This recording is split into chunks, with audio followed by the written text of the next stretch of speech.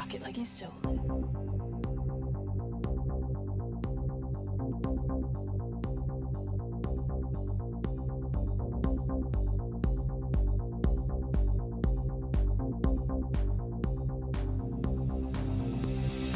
Rock it like he's solo.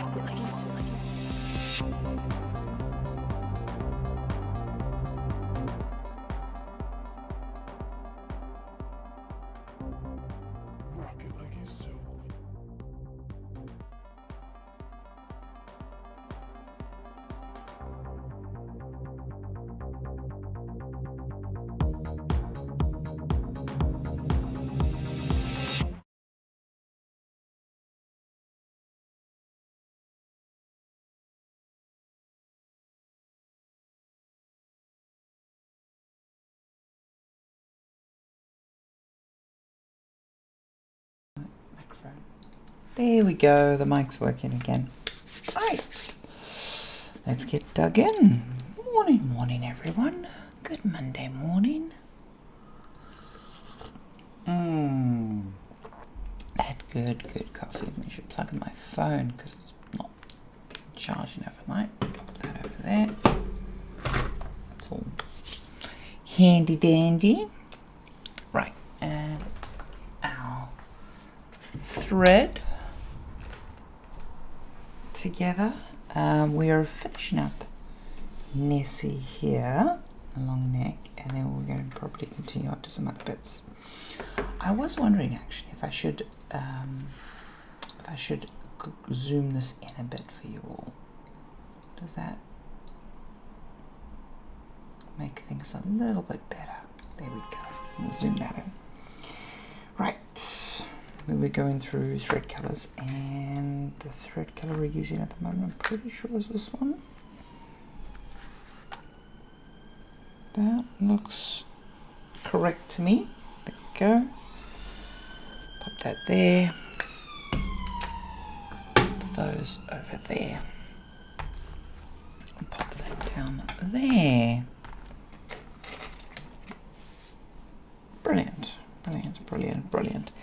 I hope you've all had a lovely weekend. As you can tell, my hair's changed again. Oh no, that's not the thread color we're working on. That's the thread color that we just finished. That's the thread color we're working on. There we go. See if you can see it there. Camera's gonna zoom in. Camera's not gonna zoom in. I think I've got it fixed focus. Oh well. Let's see if that one. Does that make sense? There we go. There's the color. Eventually we will get there. But yeah, I had my hair punched up a little bit more because when I went to Carl's originally my plan was to get more color in, but we didn't have as much time to bleach, so we did the black and we did the tips. But then we thought, oh, maybe that'll be enough. In the end it wasn't enough for me because I like having a bold flash of color. It just makes me happy. And bonus points, it's asymmetrical. So got the red in the thing. Though funny enough, normally before I go to the hairdressers I'm pretty good about not washing my hair, letting the oil get a natural build up so that you've got protection on the scalp, and so that when you bleach stuff your scalp has got its defenses up. But because I was skating on Saturday, which was lovely, but I was skating quite a while, I was rather sweaty, and so when I came home I was like, yep, I absolutely have to shower. And I didn't use shampoo or anything, but you know, between having recently been to the hairdressers and yeah, that when I went in to get this done and get the bleaching done, my scalp was like, I can take a bit of this, but I can't take all of it. So we weren't able to knock it all the way back to our white, which meant we got a more saturated color than we originally planned. But hey, works out in the end. Works out in the end. Saw some friends this weekend who were down from Scotland. That was lovely. They were down from Glasgow. It is funny to me how Glasgow's become like Brighton of the North. It's like, you know, little queer hubs. It's interesting. Interesting how these places pop up. Yeah, it's one of those things of when a place is relatively nice for some kind of small community, whatever it is, you know, whether it's an immigrant community, a queer community, or whatever, then you're able to start establishing businesses and hangout spots. And once there's a few people from that particular group who are chill over there, then more and more people from that particular group tend to go, I want to be near other people who share my interest or background or whatever. And so it's sort of a self-perpetuating cycle. It's pretty much how, you know, we've done the whole urbanization, humanity, blah, blah, blah thing. But yeah, it is always fun and amusing to me how that develops as a trend. I think that's going to be right. See, are we starting on a strong foot? We're starting not on a strong foot. Well, maybe. Let's see. Let us see. Always funny when you haven't touched. I'm gonna go.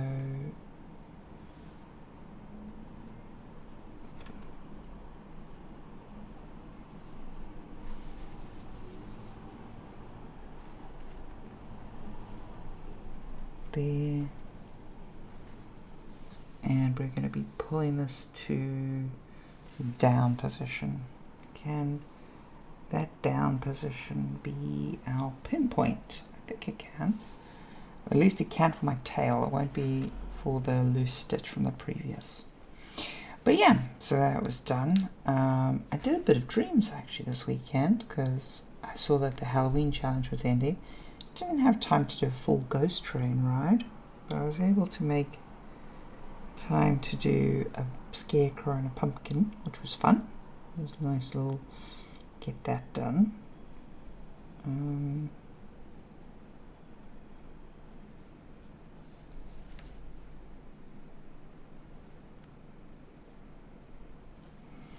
Yeah, that was a fun little distraction on Sunday that I got in.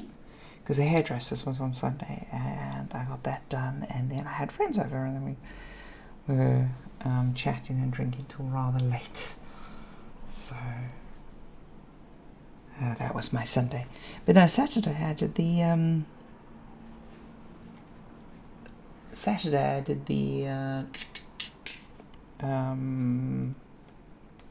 skating. I did the skating on Saturday.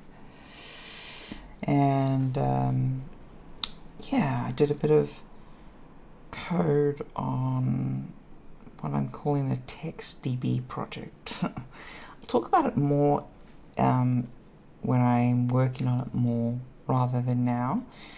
But for so many years I've taken a few swings at it, but I've had this idea for an home assistant thingy that is very specific to my particular needs. And I'm just like, no, I just want to kind of crack that open and get that done. Because I found out about a jam that's happening soon. I don't know if I'll take part because it's the same weekend as Ludum Jam, which I'm rather looking forward to. But it's called the Reinvent the Wheel. It's from the Handmade Network, which is a group of well, I suppose it's more a Discord than a website these days. There's a group of people who basically like reinventing the wheel, because the truth is, when you reinvent the wheel, you're often coming up with quite unique and interesting solutions. Because there's a lot of stuff where people are like, oh, we need to iterate. And iteration's very, very useful, but iteration doesn't get you those 10x kind of improvements to life. It gets you a 10% improvement each time, you know? And I mean 10% each time is definitely the way to go, because if you do it, like if you have a product or whatever, because let's say you do a 10% improvement 10 times, that compounds, right? So it's not actually 100% improvement, it's 1.1 times 1.1 times, it's 1.1 to the power of 10. Whatever that is in thing. I'm curious what that is actually now. What is 1.1 to the power of 10? Okay. I am fascinated. I need to know. 1.1 to the power of 10 is 2.5. Okay. So 10% improvements are not quite a 3x improvement, but it's better than a 2x improvement. And as I say, it's progressively better. So that, you know, that right there, that very simple proof is the reason why people do 10x improvements, because 10% improvements. It's because they're reliable, they're easy to envision and do, and you can see how they compound over time, right? Which I think not enough people talk about. However, there are times, particularly when things have been stagnant for a while, or technology has moved on, or someone just has a fresh idea because they come from a different background, and they're able to go, I think that the spoon is a flawed concept, and it should be combined with the fork, and the spork is born. And also quite often there is a case where a very opinionated implementation is a good implementation. So what do I mean by an opinionated implementation? I mean that if you're making like a word processor, and you're like Microsoft, and you want everyone in the world to be able to use the word processor. The word processor has to be pretty neutral, like it doesn't care if you're writing a novel or you're writing a recipe, or it doesn't really care what you're working on. Am I gonna just, I'm just gonna step up. It doesn't really care what you're working on. But however, the difference being, if you're like, well, when you write a recipe, there is these very specific things that you need. So I am going to write a word processor that is entirely keyed towards writing recipes. That's what we would call a very opinionated tool. Or, I assume that everyone who writes with the Oxford comma. And the moment you have that really strong opinion in your design, you're then able to go, well, because of that, I can automatically insert an Oxford comma at these points in time. So, that's it. Ooh, bumping the mic, not good. That's what I mean by an opinionated tool. It's an interesting little side effect of how you design tools and work through things. But there's a fun little thingamajiggy on that. I think that's one of the reasons, by the way, that the sewing game I've been considering whether I need to make it opinionated in the form of it does cross stitch only, or if it's designed for general embroidery, because there are some choices to be made there. I don't think I need to make them just yet, but they do exist. I prefer doing that method. Alternating methods on stitches. It works for me. The other fun thing we did on Saturday, which I posted to the Discord, is me and the wife decided to grab a bunch of clay, because what we were going to do originally was we were going to carve pumpkins. And that was the plan. And then I was like, let me look up how long a carved pumpkin actually lasts, because I've never done it that far in advance before. Usually, you know, I've only kept the pumpkin around for a day. And true to my suspicion, it doesn't last very long. And we've been doing all the Halloween sort of decorations and stuff, and it's been a year since we bought our flat. So I was like, you know what? How about instead of working clay, instead of working pumpkin, how about we get some air dry clay and we just make our pumpkins? So that's what we did. So we made our pumpkins, and it was actually Ducky's first time working with clay, which was a interesting thing, and she got to learn that. It was fun. First time I'd worked with air drying clay in a really long time. I did a bunch of Sculpey stuff for a while, not that long ago. There was, there still is an active presence on Twitch for Sculpey artists and Monster Clay and that whole vibe. But I find they tend to be nicer for smaller pieces, and you have to get them in the oven and things like that. So I didn't want to do that faff. So I was like, let's just get some air dry clay, make bigger, less refined pieces, because I thought they would also just be friendlier, which turned out it was. And then we get these bigger pieces as well, which is nice, because looking for that kind of thing works out for me. But yeah, so that was fun. I do think I need to start maybe recording skating stuff again. I'm cautious because I got really burnt out on editing skate stuff. But having said that, my skating has improved a lot, and I feel like I have more stuff to show now. I'm skating with some fun people, doing some clips and stuff. I think if I was to do skate videos again, I would definitely aim towards the shorter end of the scale rather than the longer edits a la Easy Saturday Skate style. But I was also thinking it would be fun to maybe do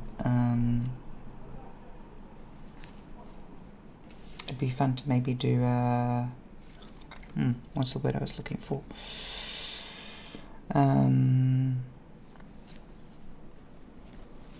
A weekly like mini edit on, like a weekly progress update on the projects we've done during the week. Be fun. But yeah, I'm really liking getting back onto the morning streams, mostly because it's kicking my ass out of bed, and I'm getting at least an hour every day in on a hobby project, which has been very, very, very motivating. And I encourage everyone to join along. I mean, it doesn't have to be cross-stitch, it doesn't have to be code, just whatever project you're thinking about. You know, there's something creative that you have in your backlog. We all have UFOs, right? Once you go on a UFO hunt, dig in the cupboard, dig in that one folder on your computer you haven't touched in ages, you know, find the thing that you haven't been working on.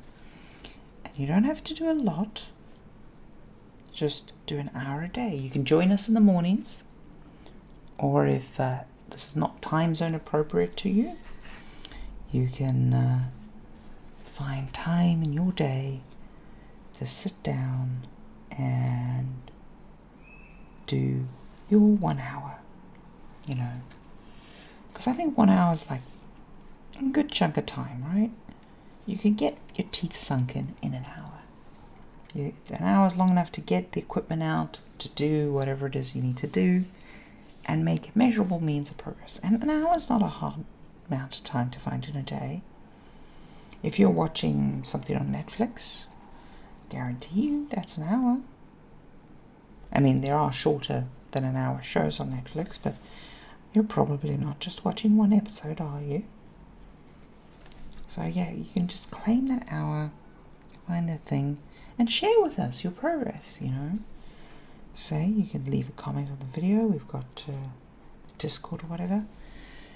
And if you can just make that little bit of progress each day, eventually you will have a finished thing. And having a finished thing feels great. Really, really does. I know it sounds rather trite, but it really, really does. It's like, used to hear the old adage of you go to university to learn how to study, which is true. But I think one of the things I most got out of university was finishing the damn thing. I did it a few, yeah, it was a whole malarkey.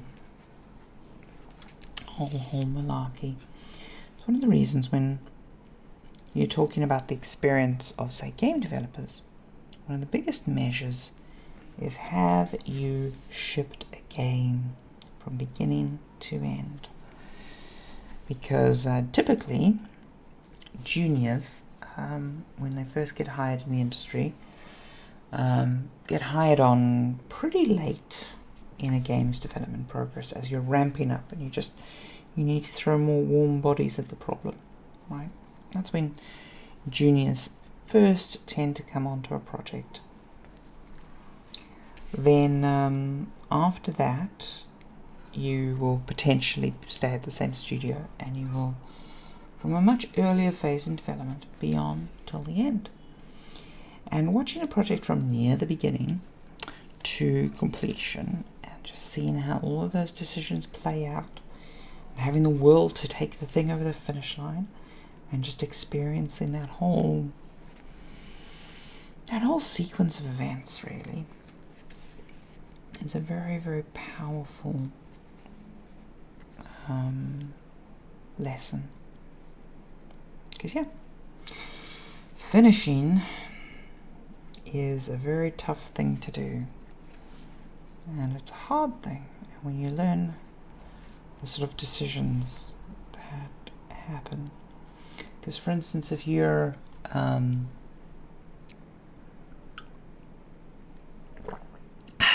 feels so good. If you're working on, say, a wooden sculpture, and you only ever do the rough out, then you don't potentially know how, like, when you're finishing that piece off and you're sanding it down, if you can get all the details of how you're aligning the grain, or if you don't rough out enough space, then once you start to carve in the details, sorry, my brain's just working something out. Yeah, it should be okay. Once you're carving in the details, maybe you didn't leave enough wood to keep the... Nope, Claire, you jumped a square. Let's go back. Let's go back a smidge. There we go. And it's all good. We have recovered. And then once you've finish that project, you may learn that, hey, in your rough out, you're not leaving enough wood in a particular area or something. I don't know, I'm not a woodworky person. But on the code land, and working a video game, you may learn that, oh, this wonderful genericized system you built is lovely, but in practice, when we actually came to ship the game, we had to put so many custom behaviors on each version of the thing. It would have been easier if we just had custom controllers coded. Or your wonderfully generic UI system is wonderful. Turns out the artist spent the last 6 months of the project fighting it because we couldn't get the level of polish that we wanted. or your hand-coded tool thing at the end of the project just drained so much time because bug fixing in it turned out to be a nightmare because no one could bug fix it except you, and you were a huge bottleneck on the project. Things like that. Things that the nuance and the detail and watching those decisions play out takes experience. I think my favorite story, and I've actually seen this on a project, I've had lead programmers who did this, but it was originally published in one of the game gems, was a junior programmer's panicking because this game's about to ship, and they're desperately trying to find memory because, I can't remember, they needed memory for some reason. And now, older consoles were very memory constrained. And after the lead had watched this junior struggle for a while, a few days, trying to find memory, and realized they really are battling to find memory, the lead took the junior aside, showed them this one file where it was hidden away, and there was a static array of some huge size. It's like, see this? We're just going to reduce this number from that to that, and now you have 2 whole megs. And the programmer got really upset. It's like, why is that there? We could have taken that out sooner. It's like, because at every stage of the project, when we get to this end point, we need to find that little bit of extra memory. And I find by just having this pre-claimed section that I can free up later in the project just takes that pressure off. And I have worked with programmers who've done that in the past as well, where they've just prior to pretty early in the development, they've just gone, I'm going to claim this chunk of resource, and when the studio's panicking and everyone needs it and we need to do the budget, there's going to be this little bit of extra headroom that no one expected, and it's going to save the day. Now obviously you only want like one programmer doing that. If everyone does that, no problem.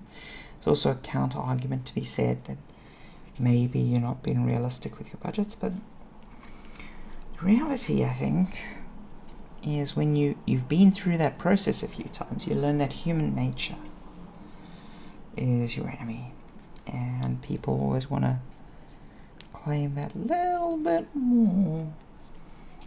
And so by accounting for that process, you've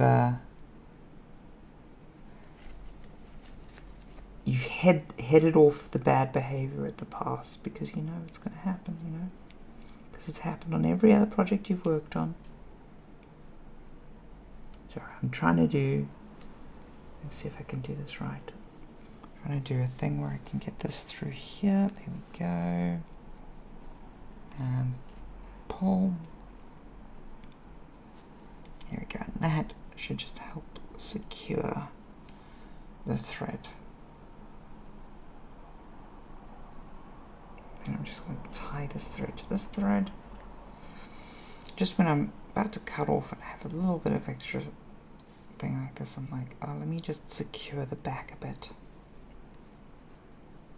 Probably don't need to be securing this as much as I am, but I just like to.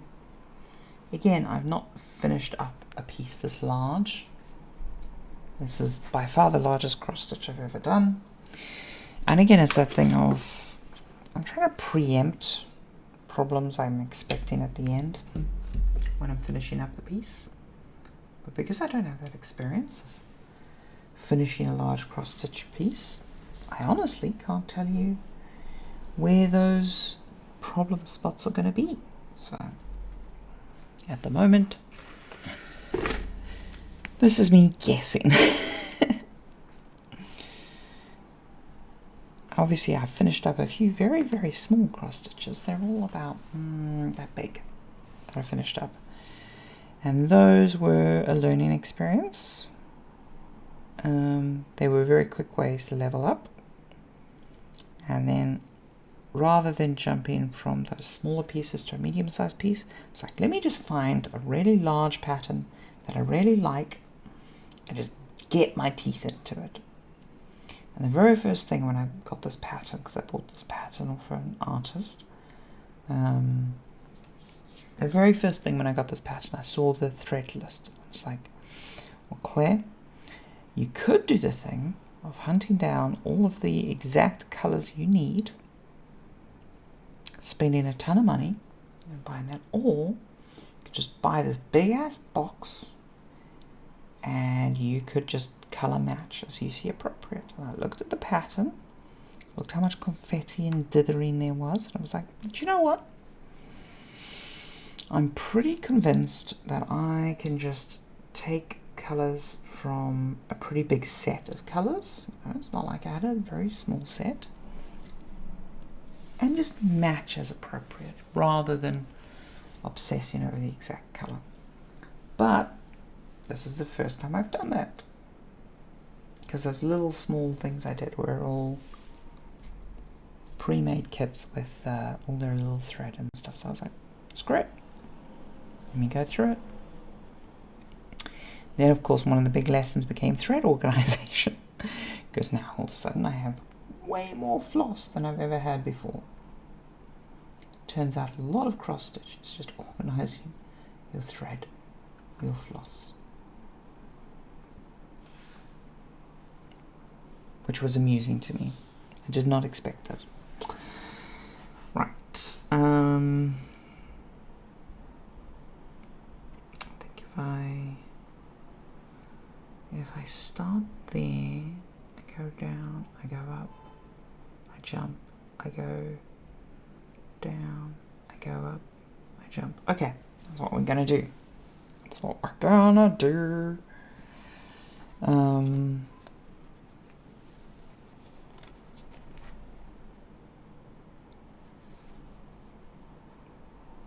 One over, so close.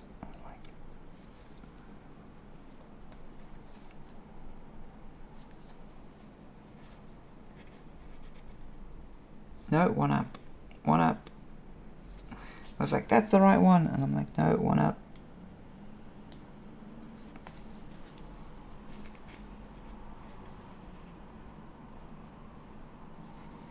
Go. Nice.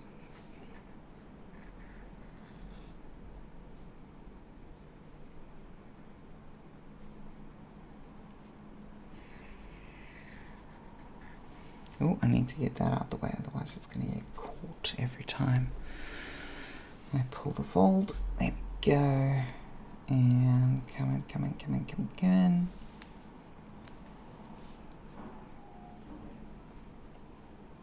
in. That's been with that lesson there.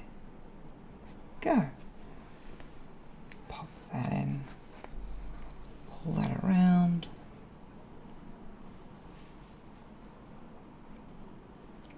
Fan-bloody-tastic.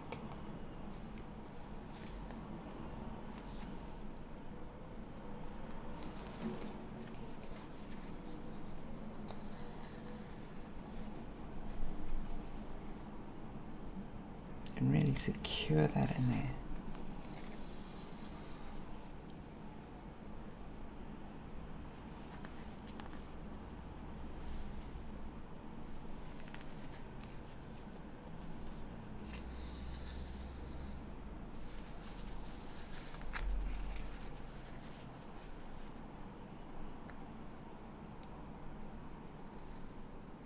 And that should secure. There we go. There we go. But yeah, slow project. Morning, morning. How are you doing? Good to see you. Yeah. And plop. Nice and secure. Slow but steady progress. Though I am going to be switching around. I was digging around. What was I digging around for?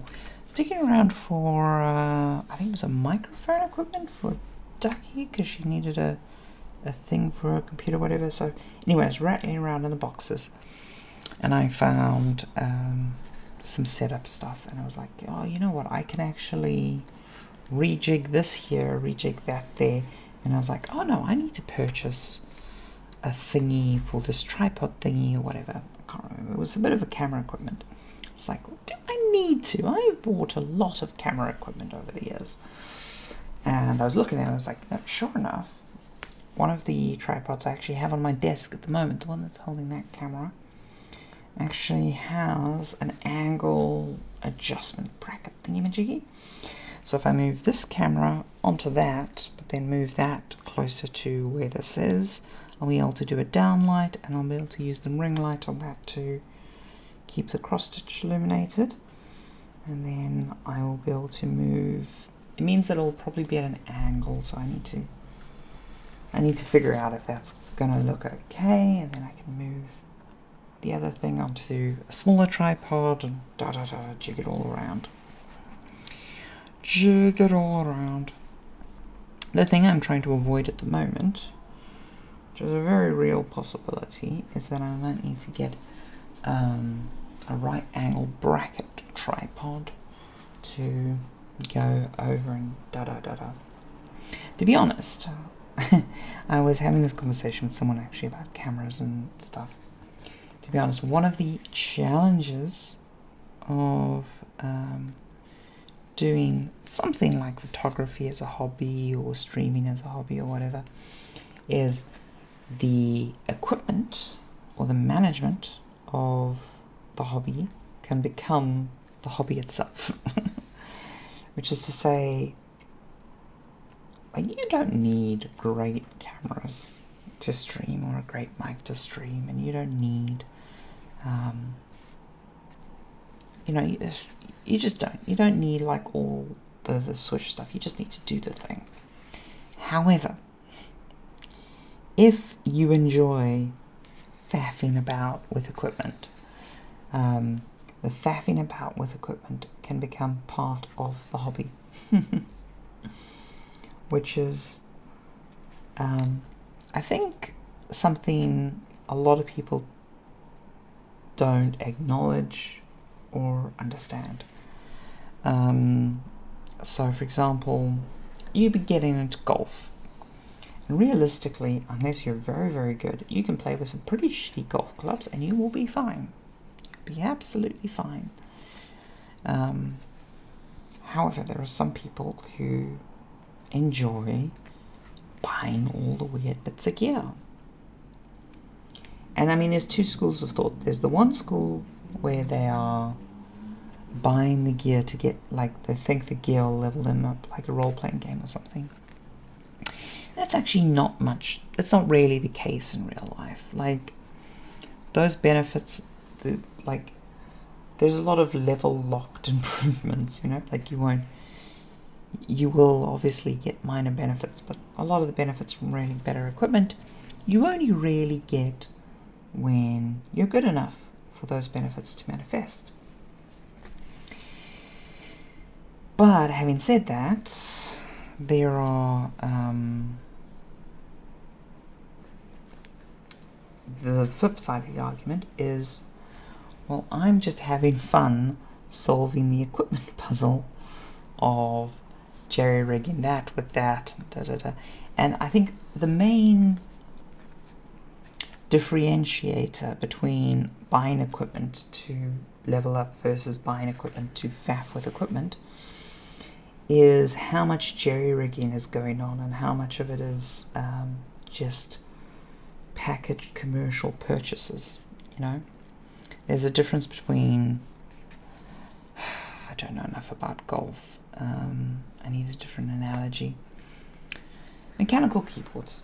There's a difference between buying a pre-assembled mechanical keyboard that's really lush and has all the right micro switches and is tuned so that WASD is different from the rest of the thing and blah blah blah, and paying someone for that.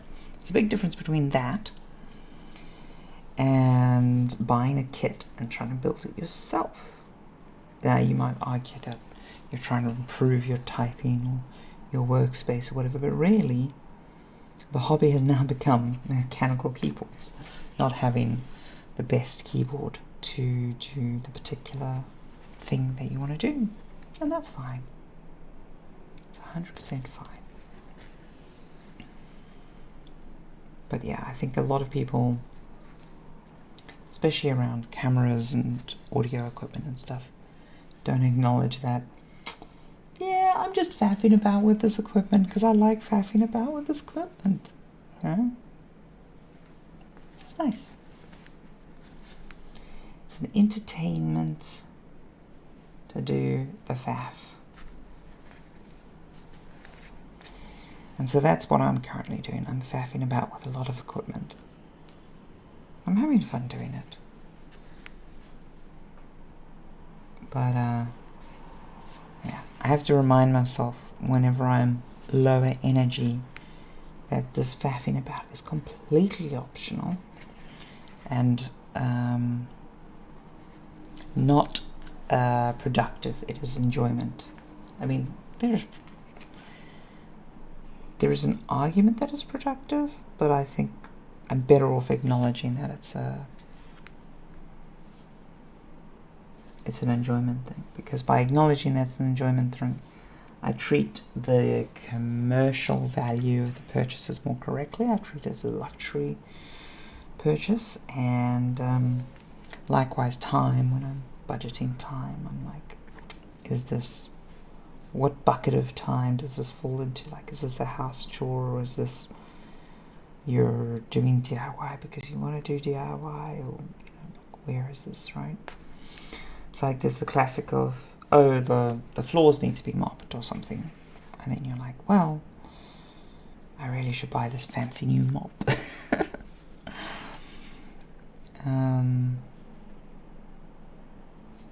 Yeah, because I've been doing slowly steady improvements to the flat, but I've got to ration them out because, well, A, I need to have enough energy, and I have to acknowledge that the money spent and the time spent is all, I mean, partly it's making the flat better, but a lot of it is the enjoyment of planning out a project and getting that oh my god, I finished a thing thrill that you get. So yeah, it is what it is. Chase it as I do.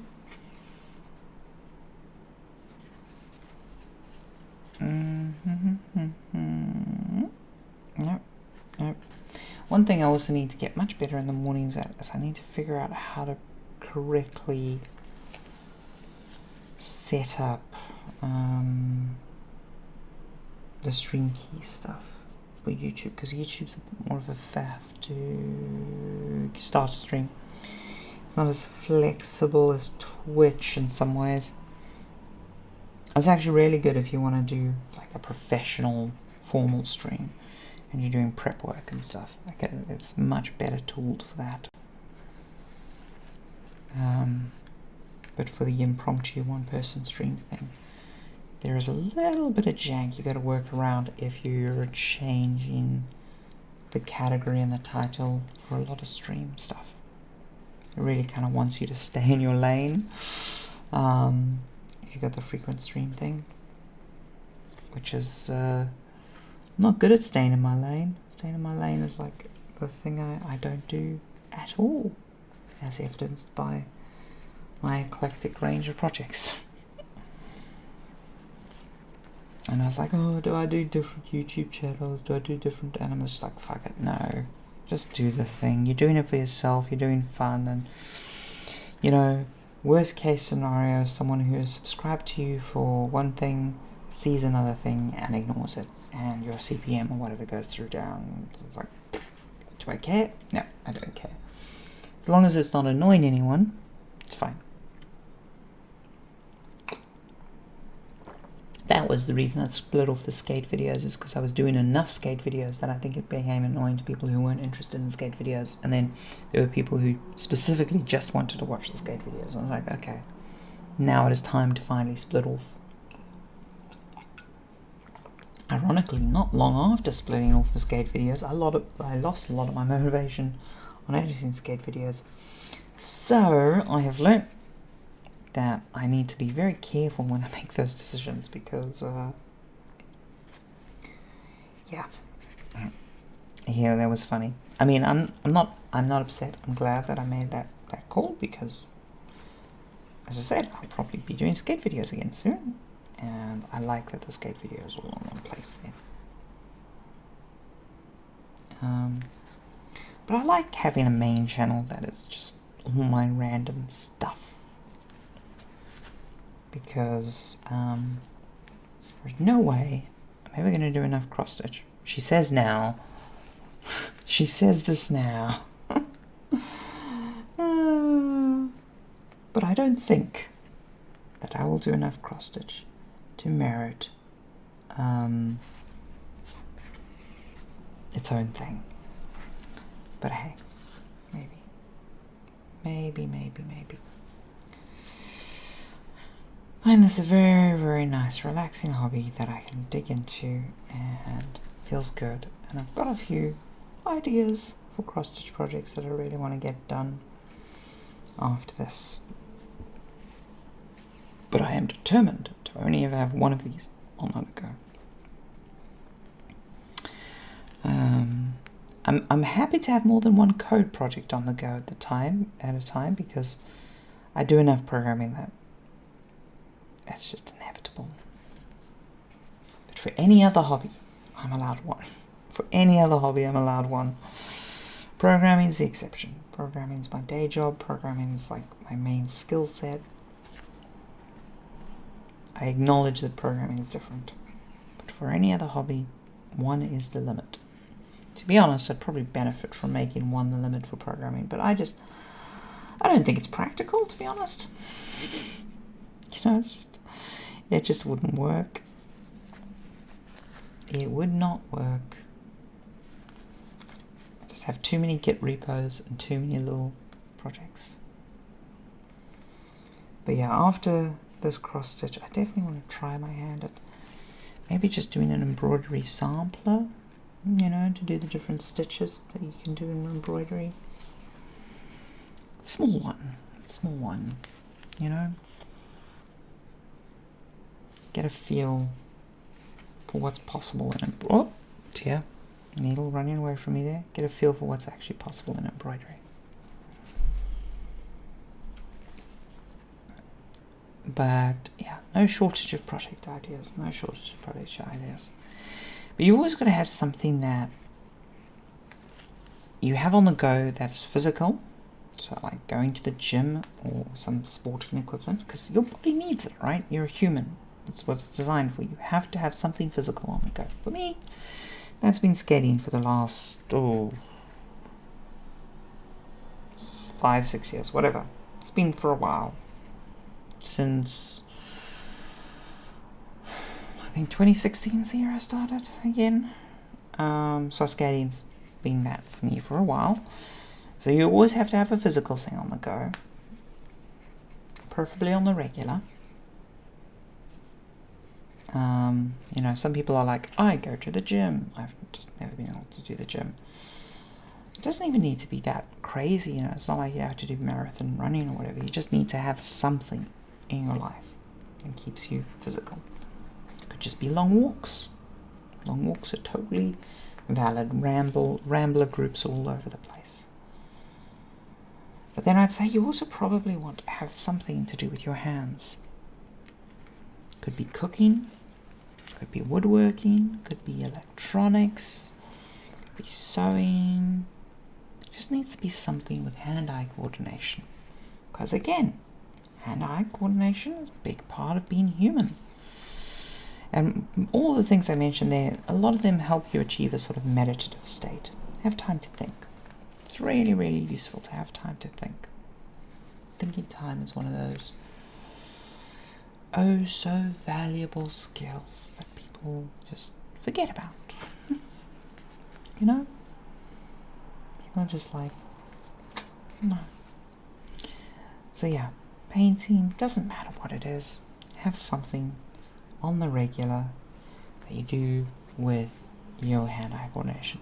Now, say both exercise-wise and hand-eye coordination, your thing could be chores. Your thing could just be cleaning the house.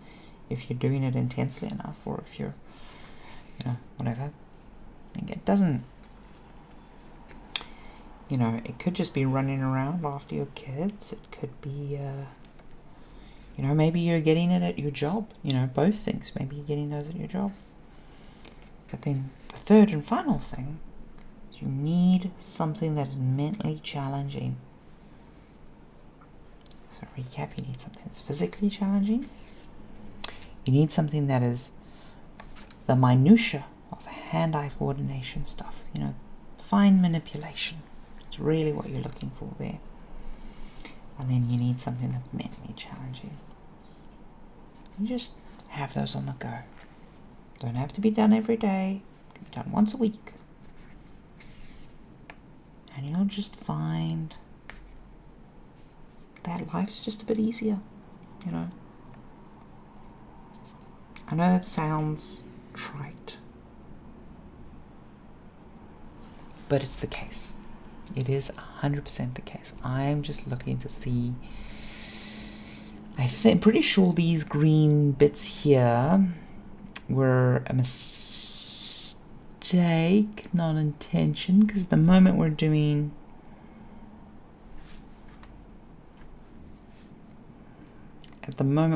hollow diamonds. Yeah, those. What line are we on here? We're on line 40. That there is line 40. And we're doing hollow diamonds. Run through, down the pattern. Line 40. Hollow diamonds. Yep. All good. Yeah, those are all false pattern markings from when I fucked up. That is okay. Go. Run that all the way down there.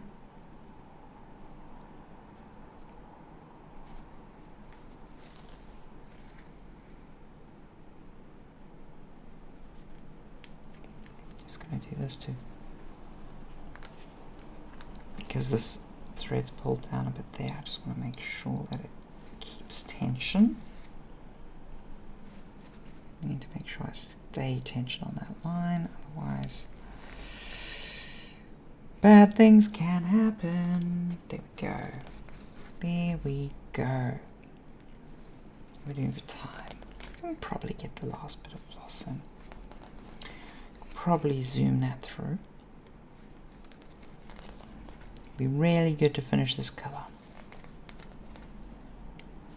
One thing I really like about this design is, there's a few bits where some colors used in a totally different section, but most of the colors relatively well blocked out in the sense that you can work out from the center and you can finish particular colors.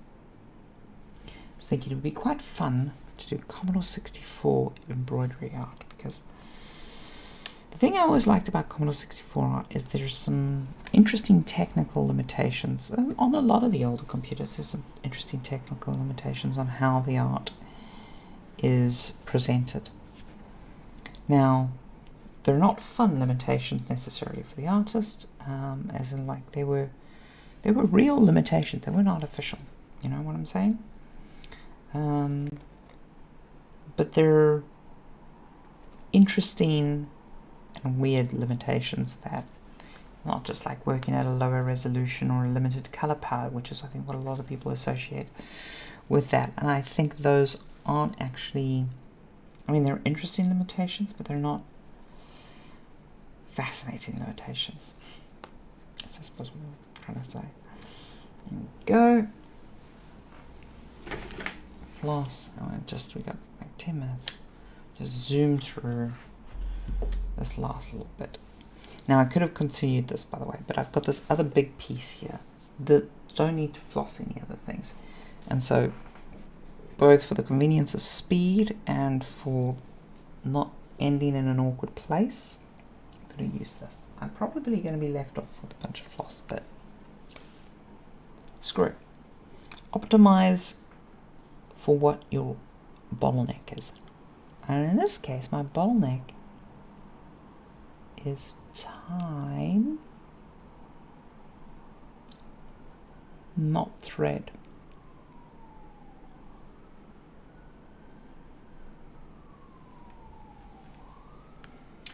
So, but I generally like the challenge of using as much of the thread as I can, and I do that a lot, where I stretch the very last ounce of thread, and you'll see the thing where or floss, and I do the thing where I push through the back end of the needle and stuff to just get that last little bit out.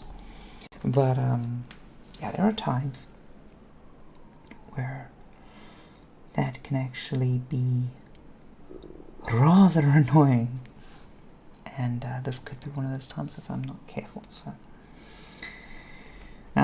because I know I had that floss there and this was the last bit of this colour, I was like, screw it, let me just actually focus in. Let me actually just focus in and do that.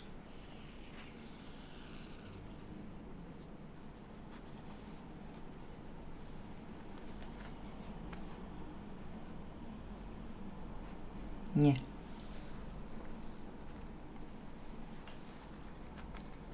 Neat.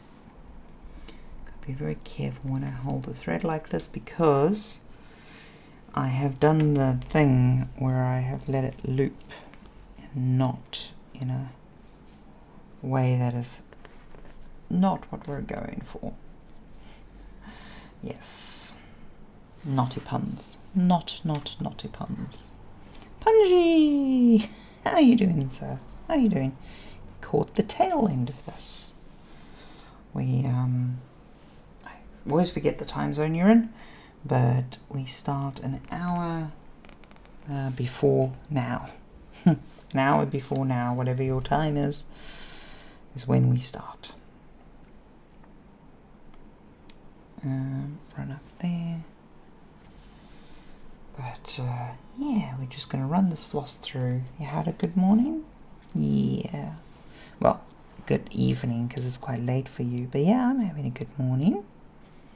See how the last bit of colour in my hair there? Because I enjoyed getting a little bit more splash of colour in there. No, need to go up one. There we are. Get this Nessie finished. Boom, boom, boom. Yeah, so the floss challenge, I like making it use every little bit, but sometimes it is just more optimal to dig through and go, okay, to get ready for work. Looks relaxing. I'm glad it looks relaxing. It's good. It's very relaxing. For me, this is very, very chill. Yeah, it is funny with the whole time zone thing, because I know that it's really funny. When I started the Morning Monster stream on Twitch with the 8:30 slot, I knew at that time from working with Twitch analytics and blah blah blah through job that it was literally the worst time. I'm not kidding. Like there's a graph, and it was literally the worst time to start a stream. Well, no, correction. It was the worst time to start a short stream. If you were starting a stream that was going to go on for 6 hours, great time to start 8:30. Not the best time, but a decent time if you're going to do a really long stream, because you'd be riding the up curve, right? But for a 1 hour stream, honestly, you couldn't have picked a worse time. But that was the joy of being able to do this as just a fun thing that I do, rather than a thing I care about in the sense of those kind of stats and stuff. And for me, it was almost a affirming act to pick such an awkward time, because it was like, well, if I had any real interest, why would I pick this time?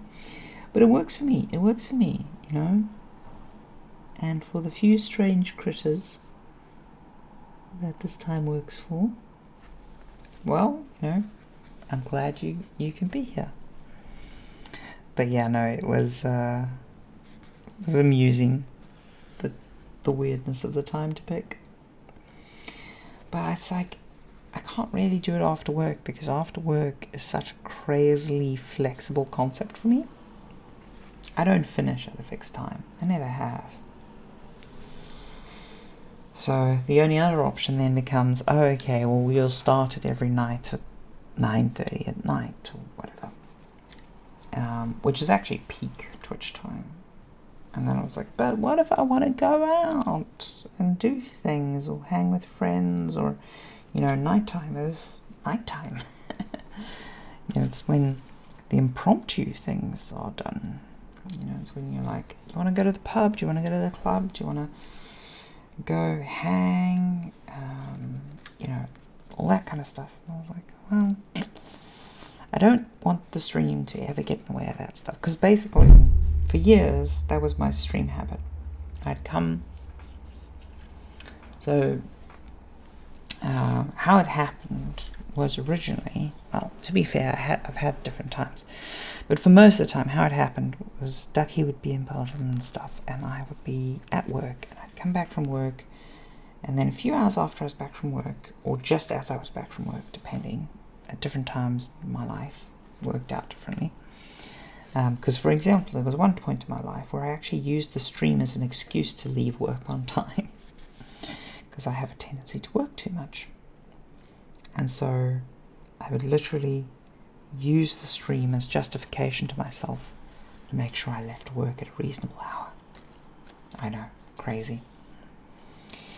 And I'd come home and I would stream, and then I'd log off and I'd go to bed.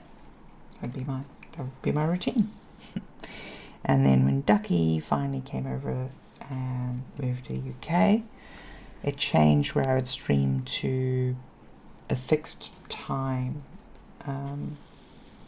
because her first job, she worked from lunchtime till quite late, so it worked out well, because otherwise I would have just been home alone, and we couldn't really do... Oh, sorry, bumped the mic. We couldn't do really much then, because of her work schedule was just... It was an antisocial work schedule. But now, she's on a much more reasonable work schedule, a regular 9 to 5, and I'm on a 10 till whenever schedule.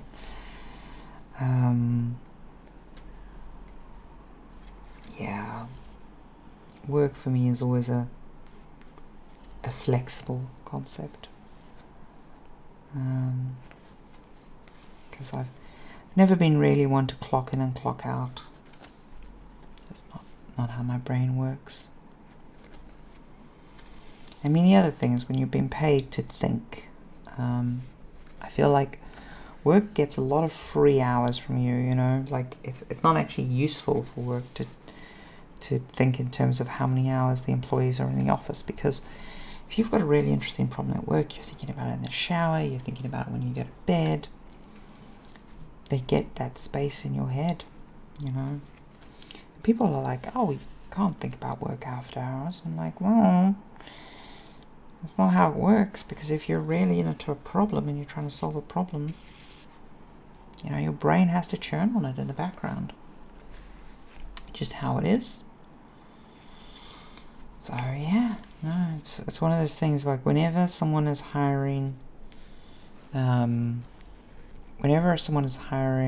someone for their brain, and they're worried about the hours that the person sits at the desk, I'm like, well, you're a shit boss, and I don't want to work for you, and I'm leaving. Because some of the best things you can do to be productive as a knowledge worker, for example, are very counterintuitive. So one of the things is having the confidence to be able to step away from your desk at work. This is obviously back when we were still in the office. Have the confidence to step away from your desk at work and go on a walk in the middle of the workday. And just go have a think. Because, Your job's not to type. Your job's not to sit at your desk. Your job is to solve problems. And if you ever are working in a job where your job is to solve problems and your boss doesn't like the idea of you taking a walk randomly in the middle of the day, they don't understand what your job is, you know? Because the worst thing you can do is sit at your desk and do busy work. Because busy work is not conducive to solving difficult problems. I mean, don't get me wrong, there's definitely progress that can be made when you're blocked on a difficult problem. Like, you could be trying to code a new system, for example, but you know, maybe there's just some simpler bugs you can knock off or something like that. But realistically, if you want to do the real, you know, if the big problem that's blocking everyone is this particular big problem you're trying to think about, the best thing to do is take a walk. Take a walk or go do a thing. Take your brain away from the computer. Just try solve it. Come back when you've solved it. And that works out for everyone.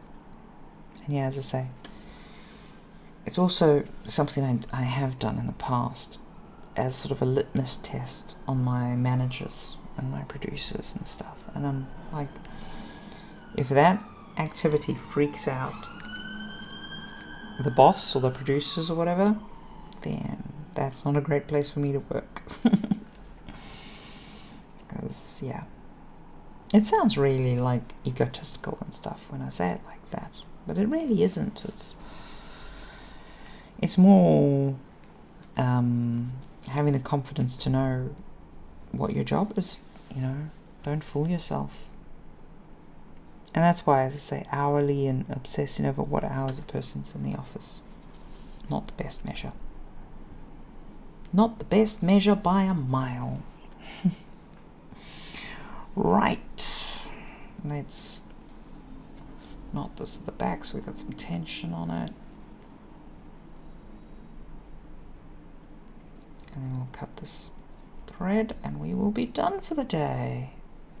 I will go stretch my legs. And I'm going to go and sign into work. Because I do my work here. And I need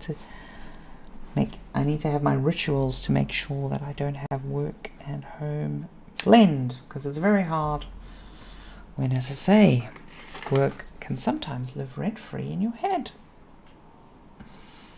So you have to acknowledge the reality of that.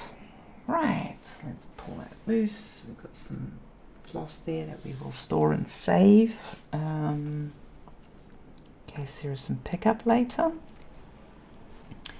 But that's all fine and dandy. So that was the colour we were flossing today. I don't have the number immediately to hand. Pop that away in there. There we go. And then, whoopsie daisy, and grab this extra bit of floss and wrap it. So yeah, if you guys have any projects you are working on, as always, the Discord link. Actually, I don't know. Have I put the Discord link in the description? I don't know. Let me see. Well, in case I haven't, let me grab it.